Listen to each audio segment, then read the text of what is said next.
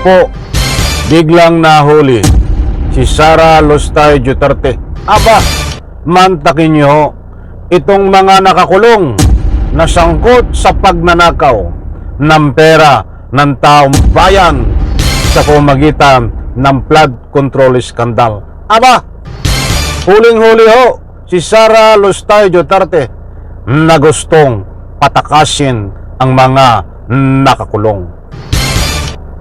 Alright, welcome back to my YouTube channel. I'm Andy's Vlog.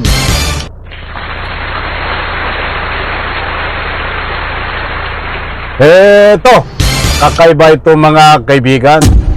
Usapin ng pagtakas at patatakasin ni Sara Lustay Duterte itong mga magnanakaw ng bilyones, milyones na pera ng taong bayan. Ano ang dahilan mga kaibigan? Bakit nagawa ni Sara Lustay Duterte ito? I-like muna natin ang video na ito kung nagustuhan nyo po. Please subscribe my YouTube channel. Ito, nakaw, magugulat ho kayo kung dati ho ang nagpapatakas ng mga nakakulong ay ang mga gwardya ho ng kulungan. Ay iba ho ngayon ang nangyari. Huling-huli nga na si Sara Lustay Duterte, buti lang ho at naharang ito, ay patatakasin itong mga nakakulong na magnanakaw, at ito ang matinding dahilan.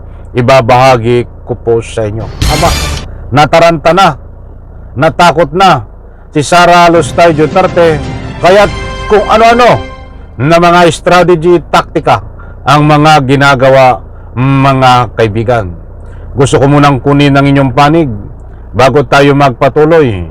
Ano po ang masasabi nyo dito po kay Sara Lustay Duterte? Pwede po kayong magbigay ng anumang public opinion tungkol dito sa galawan ni Sara Lustay Duterte na ibinahagi ko po sa inyo. Matindi ho mga kaibigan, gawain lang ho ito ng mga siraulong tao. Ibig sabihin yan ang lakas na ng tama nitong si Sara Lustay Duterte. Heto na, hindi po ito fake news. Mayroon po tayong batayan na ibabahagi po sa inyo.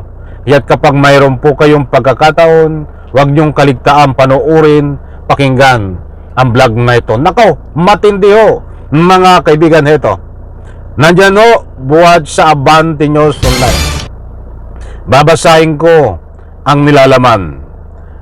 Ibinunyag ng veteran columnist na si Montolpo ang umano'y pakikipag-ugnayan ng kampo ni dating Public Works Bulacan 1st District Engineer Henry Alcantara, Bryce Hernandez at GP Mendoza na tinugari ang BGC Boys kay Vice President Sara Duterte kaugnay ng flood control scandal.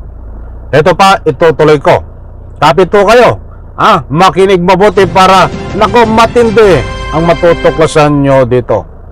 Montolpo, BGC Boys nakipag-ugnayan kay BP Sara sa game plan. Nakipag-usap ang mga abogado raw ng BGC Boys sa kampo ni Sara Duterte na maaaring ma-impeach sa next month. Ang pag-asa nila ay ma-acquit si Sara sa Senado, acting as impeachment court at maging presidente ng bansa sa 2028. Paano po nangyari yon? Kung bakit patatakasin ang mga po'y nakakulong na ito? Ito ay kasunod ng ulat ng Bilyonaryo News Channel tungkol sa umano'y pagbaliktad ni Alcantara sa kanyang naunang pahayag sa pagkakasangkot sa Ghost Flood Control Project, pati na rin ang umano'y pagbawi ni Hernandez at Mendoza ng kanilang testimonya. Nakipag-usap ang mga abogado raw ng BGC Boys sa kampo ni Sara Duterte na maaaring ma-impeach next month. Ang pag-asa nila ay ma-acquit si Sara sa Senado acting as impeachment court, maging presidente ng bansa 2028. Ani Tulfo sa isang Facebook post nitong Sabado. Ayon kay Tulfo, alam ng BGC Boys na sila ang madidiin at malamang na makukulong sa kasong plunder kaugnay ng anomalya. Pero kapag nanalo si Sara, bibigyan sila ng executive clemency pardon, commutation,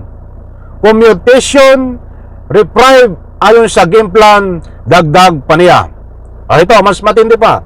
Kailangan din aniya ni BP Sara na manatili ang mga kaalyado niyang senador dahil sa physically vote ang kailangan sa impeachment case sa Senado. Matatanda na una nang isinangkot ng BGC Boys sina Senador Chis Escudero, Joel Villanueva at Jinggoy Estrada. Kailangan daw na madiin sa Ghost Project ang mga kongresista na napangalanan upang masangkot si dating Speaker Martin Romualdez and then eventually BBM pagtapos ni Tulfo. Aba, matindi ho mga kaibigan. Bibilisan ko po ang kaunting paliwanag, kaunting komento ho dito. Ang gustong ipunto ho dito ni Sara Lustay Duterte ay ibahin ang istorya, bigyan ng impluensya itong mga nakakulong na ito, na mga BGC Boys. Nandiyan si Alcantara at iba pa niyang mga kasamahan, Bryce Hernandez, GP, may pangalan pa, at iba pang hindi ko nabanggit na pangalan, ay pinangakuan ho ni Sara Lustay Duterte na kapag siya ay naging presidente, ay pakakawalan ang mga nakakulong, patatakasin. Basta't gawin lang nitong mga nakakulong na ito sumunod sa utos ni Sara Lustay Duterte na magdiin ng ibang tao kasama ang ating mahal na Pangulo. Yan po ang game plan, mga kaibigan.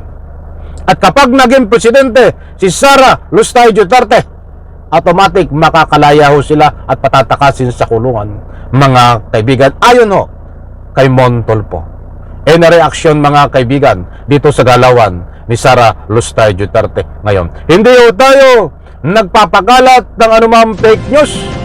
Kung nasabi ho natin na itong si Sara Lustay Duterte ay nahuli at huling-huli, tama ho, huling-huli naman. At yan po, sinabi nga ni Mon Tulfo na nakikipag-ugnayan ang kanyang mga abogado sa pamamagitan ni Sara Lustay Duterte. Ibig sabihin, huling-huli na itong gumawa ng ibang istorya para pangakuan itong mga nakakulong ngayon na magnanakaw ng pera ng taong bayan, na siya kapag naging presidente ay pakakawalan at patatakasin at bibigyan ng anumang pagkakataon para makalabas ng kulungan. Mga kaibigan, bigyan po natin ng parto. Kinulang ho tayo sa oras, medyo nabitin ho tayo dito. Huling-huli ho, ibig sabihin ho, ay alam na talagang ganun ang gagawin ni Sara Lustay Duterte. Sa like ko sa video na ito. Maraming salamat. Bye-bye.